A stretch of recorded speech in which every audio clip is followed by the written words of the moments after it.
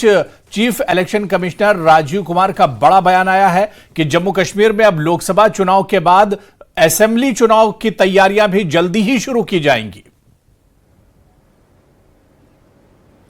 देखिए हुरैरा, काफ़ी बड़ी स्टेटमेंट है, लेकिन अगर आप कॉन्टेक्स्ट देखेंगे,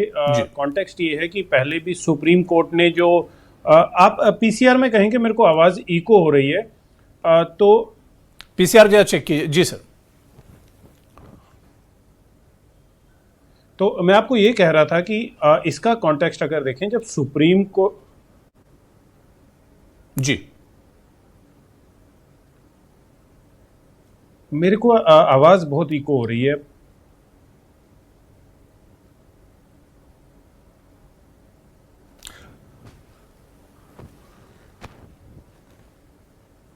मैं सोनी जी दोबारा से आपके पास आ रहा हूं,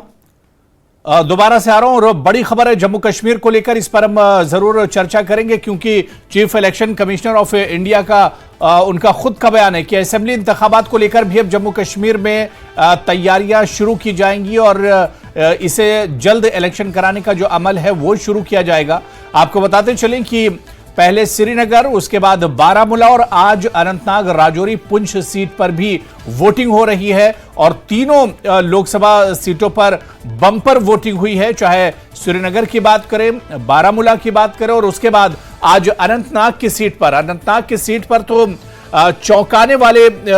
वोटिंग, एक तरह से लोगों में उत्साह देखने को मिला है क्योंकि सुबह 9 बजे ही जब 2 घंटे की पोलिंग हुई थी और शुरुआती 2 घंटों की जो पोलिंग परसेंटेज निकल कर आई थी उसी ने कई साल के रिकॉर्ड तोड़ दिए थे। अब तो 3 बजे की पोलिंग परसेंटेज की बात करें तो वो भी एक तरह से बम्पर पोलिंग है, शानदार पोलिंग अब तक रिकॉर्ड की गई है। सबसे बड़ी बात यह है कि वही कश्मीर जहां पर 8 से 10-12% पोलिंग हुआ करती थी, वहां पर अब पोलिंग 35, 40 और 50% वोटिंग एक तरह से रिकॉर्ड की जा रही है। अनंतनाग में यह कहा जा रहा है, जो एक्सपर्ट्स हैं, जो माहिरीन हैं, वो ये मान रहे हैं कि बारामूला और श्रीनगर से ज्यादा अनंतनाग, राजौरी की सीट पर, पुंछ की सीट पर जो वोटिंग फीसद है वो एक तरह से रिकॉर्ड किया जाएगा। तो शाम 6 बजे तक पोलिंग होनी है, अभी भी आखिरी 1.5 घंटे बचे हुए हैं और इस 1.5 घंटे में भी हम देख रहे हैं कि आखिरी लम्हों में भी जो पोलिंग बूथ्स हैं उन पर वोटर्स की लंबी लंबी कतारें लगी हुई है और लोग वोट करने के लिए, जमहूरियत के जश्न में शामिल होने के लिए अपनी बारी का इंतजार कर रहे हैं।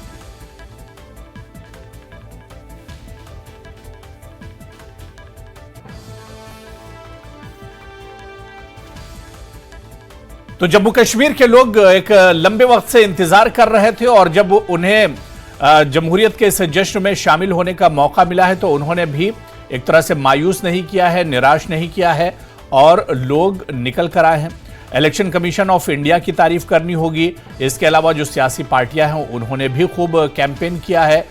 जो कुछ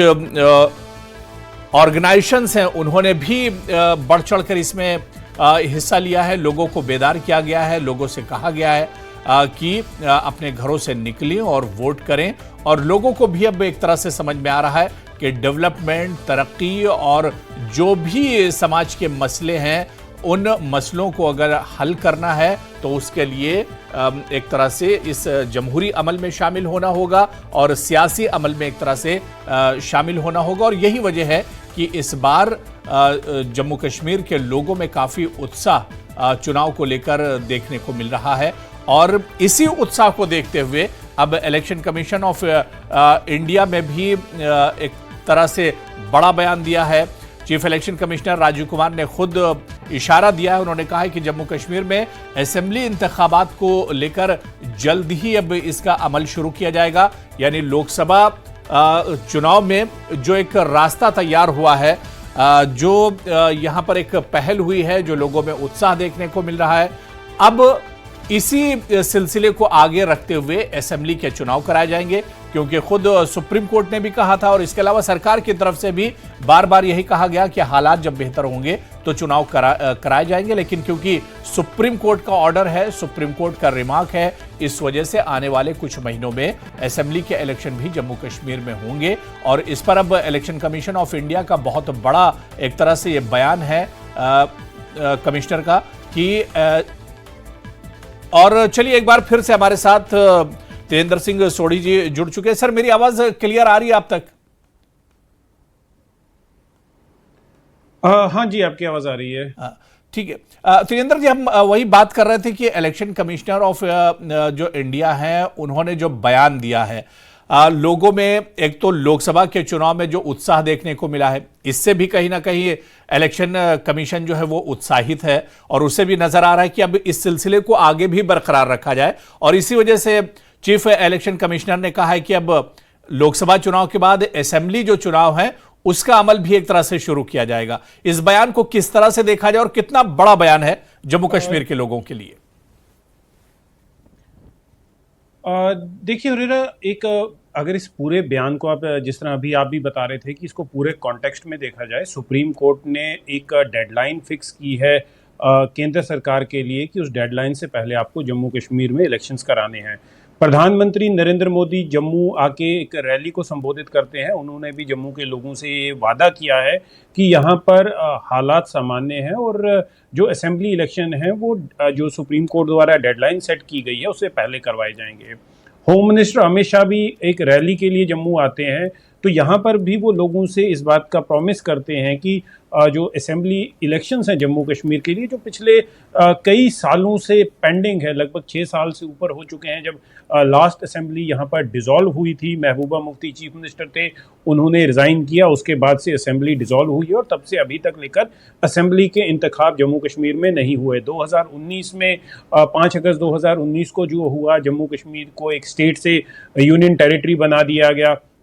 उसके बाद ये कहा गया कि जब हालात सामान्य होंगे तो जम्मू कश्मीर में असेंबली इलेक्शंस कराए जाएंगे। लेकिन पिछले 5 साल में हालात में काफ़ी चेंज आया और इस चीज़ को जो यूनियन गवर्नमेंट ने पार्लियामेंट में भी फैक्ट्स एंड फिगर्स के साथ रखा था, जहां पर ये बताया गया कि स्टोन पेल्टिंग के जो इंसिडेंट हैं उनमें कमी आई है, सिविलियन किलिंग्स जो हैं उनमें कमी आई है, टेरर अटैक्स जो अक्रॉस जम्मू एंड कश्मीर हुआ करते थे उनमें कमी आई है, और जो सिक्योरिटी फोर्स पर्सनल जो मारे जाते थे आतंकी हमलों में उनमें भी कमी आई है। तो ओवरऑल जो सिचुएशन है, अगर आप कंपेयर करें 2019 से पहले की जो सिचुएशन थी जम्मू कश्मीर में, जहां पर आए दिन पत्थरबाजी होती थी, और 2019 से बाद का जम्मू कश्मीर जहां पर एक शांति का माहौल है, तो सुप्रीम कोर्ट ने भी ये कहा था कि जब गवर्नमेंट ये कह रही है कि शांति है तो एक डेडलाइन जो सेट की थी उससे पहले असेंबली इलेक्शन कराए जाएं। आज की जो स्टेटमेंट आई है, देखिए इसको भी आपने एक कॉन्टेक्स्ट में जोड़ना होगा। आज देखिए जम्मू कश्मीर में कश्मीर घाटी में तीसरा जो सीट है उसके लिए इलेक्शन हो रही है। पहले हमने देखा श्रीनगर पार्लियामेंट्री कॉन्स्टिट्यूंसी पोलिंग के लिए गई, वहाँ पर जो पोल परसेंटेज था लगभग 40% था। उसके बाद बारामूला में पोलिंग हुई, वहाँ पर जो पोल परसेंटेज था वो लगभग 50% के करीब पहुंचा। और अभी 3 बजे तक जो रजौरी, पुंछ और अनंतनाग पार्लियामेंट्री सीट है, जिसको देखिए क्लब किया गया था। पहले ये था कि अनंतनाग पार्लियामेंट्री कॉन्स्टिट्यूंसी एक अलग पार्लियामेंट्री कॉन्स्टिट्यूंसी हुआ करती थी, जिसे साउथ कश्मीर पार्लियामेंट्री कॉन्स्टिट्यूंसी भी कहा जाता था, और जो पुंछ रजौरी एरिया थे ये जम्मू की जो पार्लियामेंट्री सीट थी उसका हिस्सा होते थे। लेकिन हाल ही में जब डिलिमिटेशन हुई, डिलिमिटेशन के बाद ये डिसाइड किया गया डिलिमिटेशन की एक्सरसाइज के दौरान कि पुंछ रजौरी जो है उसकी बेटर कनेक्टिविटी है कश्मीर के साथ थ्रू मुगल रोड वहाँ, तो इसलिए उसको वहाँ के साथ जोड़ दिया गया। अब जो सीट है वो अनंतनाग और पुंछ रजौरी है। तो ये जो ब्रिस्क वोटिंग यहाँ पर सामने आई है, अभी लगभग 45% के करीब 3 बजे तक फिगर आ चुके थे तीसरी सीट पे, और ये लग रहा है कि शाम के 6 बजे तक ये जो पोल परसेंटेज है ये 60-65% क्रॉस कर देगा। और पिछले लगभग 35 साल के रिकॉर्ड तो इस सीट ने तोड़ दिया है, लेकिन अभी ऐसा लग रहा है कि आने वाले कुछ और घंटों में जितने भी एक नया रिकॉर्ड ये स्थापित कर देगा पार्लियामेंट्री इलेक्शन। तो इस तरह का जो एंथुजियाज्म है, आप देख लीजिए, मैं अभी जैसे आपको बारामूला सीट की बात कर रहा था जी, बारामूला में जो पोल परसेंटेज पड़ी है वो महाराष्ट्र की कई सीट और यूपी की कई सीटों से ज्यादा वहां पर पोल परसेंटेज हुई है। जब बिल्कुल बारामूला का फिगर जो है 50 क्रॉस कर चुका था, यूपी और महाराष्ट्र में कई ऐसी सीटें, मुंबई में कई ऐसी सीटें हैं जिनका पोल परसेंटेज बारामूला से कम था। तो ये एक एनकरेजिंग साइन है जिसके लिए प्रधानमंत्री Narendra Modi, union home minister Amit Shah ने भी कश्मीर के लोगों को मुबारकबाद दी है और उन्हें उनकी तारीफ की है कि वो इतनी भारी संख्या में आके उन्होंने भारत की डेमोक्रेसी को अपनाया, भारत की जो पोल प्रोसेस है उसमें हिस्सा लिया। देखिए, this is the biggest festival जिसे हम कहते हैं, डेमोक्रेसी का सबसे बड़ा पर्व होता है इलेक्शन। तो आज जब कश्मीरी वो लंबी लंबी कतारों में वोट डाल रहे हैं तो कहीं ना कहीं इलेक्शन कमीशन को भी ये लग रहा है कि एक एनकरेजिंग साइन है और लोग जो हैं वो पोल प्रोसेस में हिस्सा लेना चाहते हैं। और उनके लिए जो आज इलेक्शन कमीशन ने ऐलान किया है कि जम्मू कश्मीर में पार्लियामेंट्री इलेक्शन के बाद असेंबली इंतखाब का जो प्रोसेस है उसे तेज किया जाएगा, एक बहुत बड़ा बयान है और जम्मू कश्मीर के लोगों के लिए एक राहत है। आप देख लीजिए, जो इलेक्टेड गवर्नमेंट होती है वो किसी भी इलाके के लिए बहुत इंपॉर्टेंट होती है, क्योंकि लोगों के अपने चुने हुए नुमाइंदे होते हैं। लोग अपनी छोटी छोटी बातें लेकर उन नुमाइंदों तक जा सकते हैं। देखिए, अभी क्या है कि ब्यूरोक्रेसी तक लोग नहीं पहुंच पाते, लेकिन एक जो चुना हुआ नुमाइंदा होता है, चाहे वो मेंबर पार्लियामेंट हो, मेंबर असेंबली लेजिस्लेटिव असेंबली हो, या डीडीसी बीडीसी मेंबर हो, या पंचायत पंच या सरपंच हो, उनको ये रहता है कि हमारा टेन्योर खत्म होने के बाद हमने लोगों के पास जाना है। तो इसलिए उन पे एक ये मजबूरी रहती है कि लोगों के जो काम है, लोगों की जो डिमांड्स हैं, उन्हें सुनना है, उन्हें एड्रेस करना है, जबकि ब्यूरोक्रेसी के पास ऐसी कोई कंपल्शन नहीं रहती। तो लोगों की काफ़ी देर से ये डिमांड हो रही थी कि यहाँ पर असेंबली इलेक्शन कराए जाए, और अभी इलेक्शन कमीशन का जो स्टेटमेंट है काफ़ी एनकरेजिंग है। जी हुरेरा। हाँ, बिल्कुल बिल्कुल सोडी जी, क्योंकि लोगों में तो उत्साह हाई है और जो उत्साह श्रीनगर में हमने देखा था वो बारामूला में कुछ ज्यादा और देखने को मिला। और अब बारामूला के बाद अब जब अनंतनाग राजौरी की तरफ हम बढ़ते हैं और यहां पर अब जिस तरह से सुबह से ही पोलिंग हो रही, तो लोगों में और ज्यादा उत्साह यहां पर देखने को मिल रहा है। इस पर भी हम आगे और बात करेंगे। इसके अलावा अनंतनाग राजौरी पुंछ सीट बहुत दिलचस्प यहां की पॉलिटिक्स अब तक रही है। जो सियासी मंजरनामा है वो भी बहुत इंपॉर्टेंट है, इस पर भी हम बात करेंगे। रिवायती पार्टियों के सामने कुछ उभरती हुई नई पार्टियों के जो उम्मीदवार हैं वो सामने हैं, इस मुकाबले को किस तरह से देखा जाए इस पर भी हम बात करेंगे। लेकिन सोडी जी, बहुत डिटेल में आपने तमाम चीजें बताई कि किस तरह से जो इलेक्टोरल प्रोसेस होता है या जो पॉलिटिकल प्रोसेस होता है वो किसी भी राज्य के लिए, किसी भी खित्ते के लिए बहुत इंपॉर्टेंट होता है। इलेक्शन कमीशन जब लोकसभा चुनाव कराने की बात कही जा रही थी, उस वक्त तमाम सियासी पार्टियों ने, अक्सर डिबेट में चर्चा होती थी, तमाम सियासी पार्टी इस बात को लेकर नाराज थी कि लोकसभा के साथ असेंबली के चुनाव क्यों नहीं हो रहे हैं। लेकिन इलेक्शन कमीशन भी यही बात कर रहा था कि जम्मू कश्मीर बहुत सेंसिटिव है, हालात अब बदले जरूर हैं लेकिन अभी चीजों को देखना पड़ेगा। और अब सोडी जी, जो बयान इलेक्शन कमीशन का आया है वो लग रहा है कि अब वो भी अंदर से एक तरह से कॉन्फिडेंट हैं, वो भी मुतमईन हैं, लोगों में जो उत्साह देखने को मिल रहा है अब वो भी समझ रहे हैं कि अब जम्मू कश्मीर में असेंबली के चुनाव कराए जाएंगे तो उस तरह की परेशानी का सामना नहीं करना होगा। देखिए हुरेरा, जैसे आपने बिल्कुल सम अप किया कि जम्मू कश्मीर एक सेंसिटिव एरिया है, और ये सेंसिटिव तब तक रहेगा जब तक आपका जो पड़ोसी मुल्क है पाकिस्तान, वो इसको मिसयूज, इस सिचुएशन को मिसयूज नहीं करेगा, जब तक वो वहाँ पर आतंकवादियों को ट्रेनिंग देता रहेगा, वहाँ से आतंकवादियों को जम्मू कश्मीर भेजता रहेगा, हथियारों की तस्करी करता रहेगा, ड्रोन के जरिए हथियार भेजता रहेगा, तो जम्मू कश्मीर में जो हालात हैं आप उसे कभी भी 100%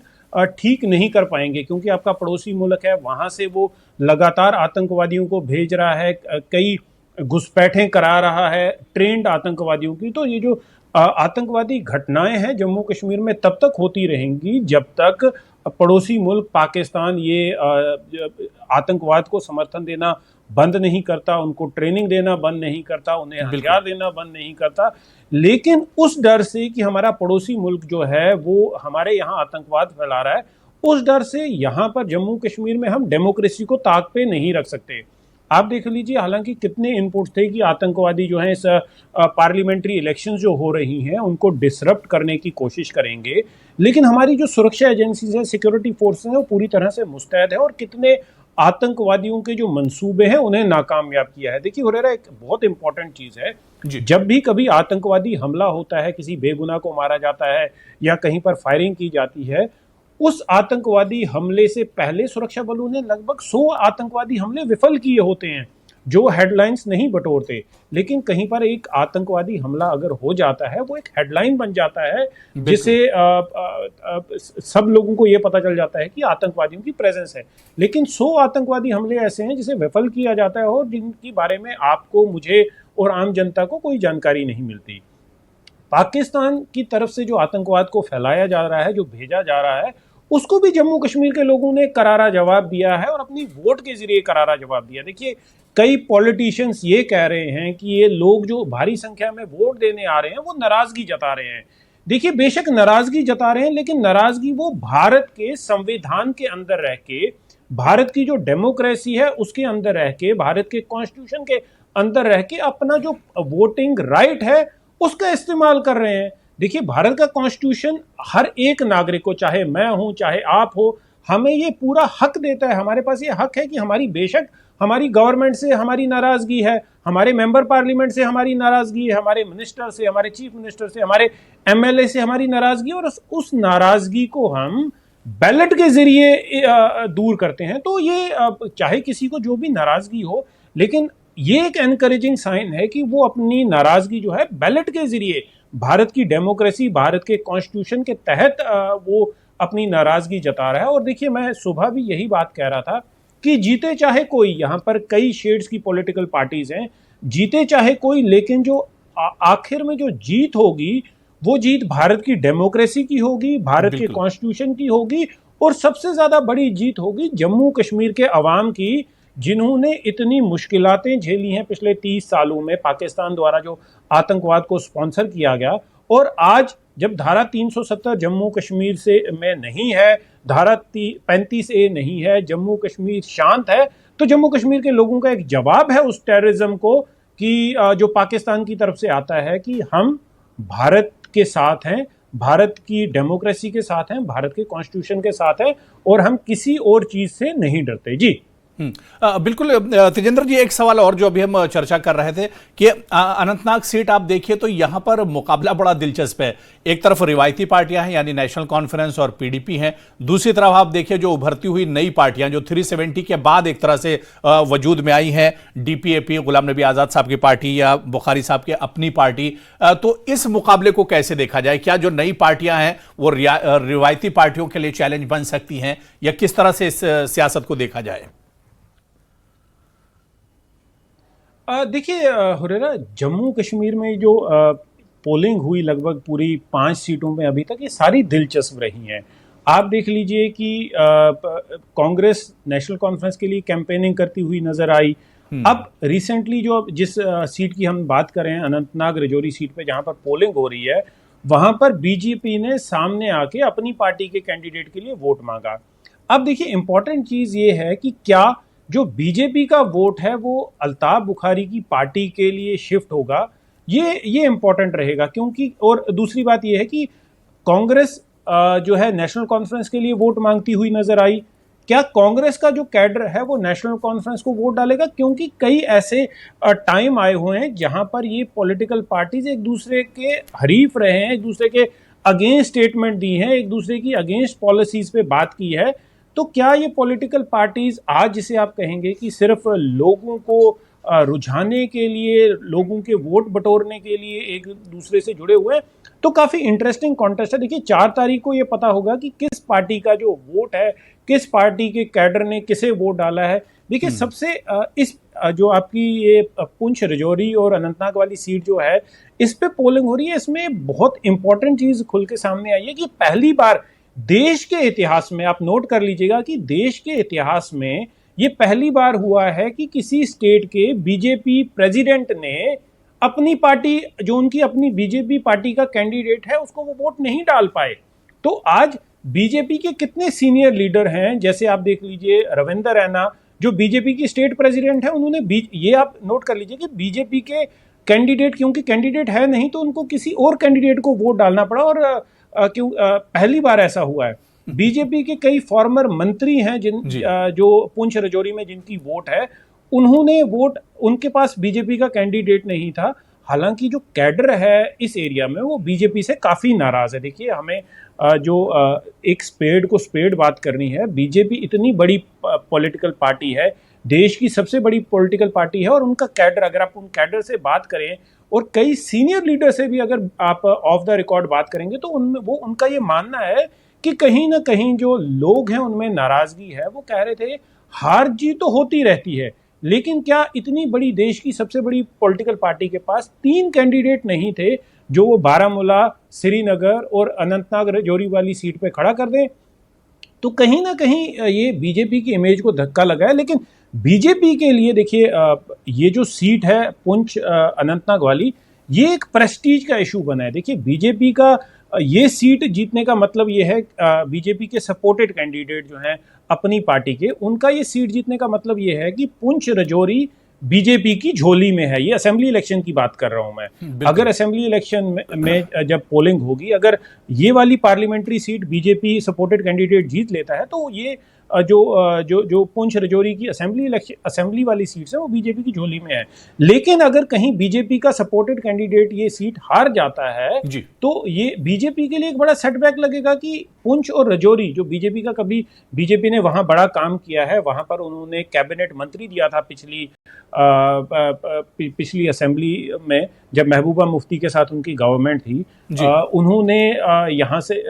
उनके एमएलसी थे। तो क्या बीजेपी को वो सेटबैक लगेगा? वो असेंबली इलेक्शन काफी इंटरेस्टिंग होगा। देखिए, अभी हम इससे पहले असेंबली इलेक्शन को डिस्कस कर रहे थे, लेकिन ये जो कोई कितने भी सियासतदान जो हैं या पॉलिटिकल पार्टी के लीडर हैं, वो कहें कि पार्लियामेंट्री इलेक्शन में मुद्दे अलग होते हैं, असेंबली इलेक्शन में मुद्दे अलग होते हैं, लेकिन जब आपका एक इलेक्टेड मेंबर पार्लियामेंट आपके एरिया में आके अपनी पार्टी के कैंडिडेट के लिए कैंपेनिंग करता है, तो उसका इम्पैक्ट तो जरूर होता है। लोग हमेशा कोशिश यही करते हैं कि जो उनका मेंबर पार्लियामेंट है वो उनका एमएलए भी कहीं ना कहीं उसी आइडियोलॉजी का हो, ताकि वो मेंबर पार्लियामेंट अपने जो वहाँ पर लोकल एमएलए है उससे सजेशन ले और वो चीज़ें पार्लियामेंट में जाएं। तो कहीं ना कहीं जम्मू कश्मीर की आप थोड़ा बैकग्राउंड चेक कर लें तो ये चीज़ों का काफ़ी इम्पैक्ट रहा है। जी बिल्कुल तेजेंद्र जी, बहुत दिलचस्प सियासत जम्मू कश्मीर की, और जब असेंबली चुनाव होंगे तो उस वक्त भी ये सियासत और भी दिलचस्प एक तरह से होगी। बहुत बहुत शुक्रिया, बहुत डिटेल में जानकारी देने के लिए, बातचीत करने के लिए, और नतीजे जो भी हों 4 तारीख को। लेकिन उससे पहले हम इतना जरूर कहेंगे कि अनंतनाग, राजौरी, पुंछ के वोटर्स ने, लोगों ने आज दिल जरूर जीत लिया है, और ये डेमोक्रेसी की एक तरह से जीत है, जमहूरियत की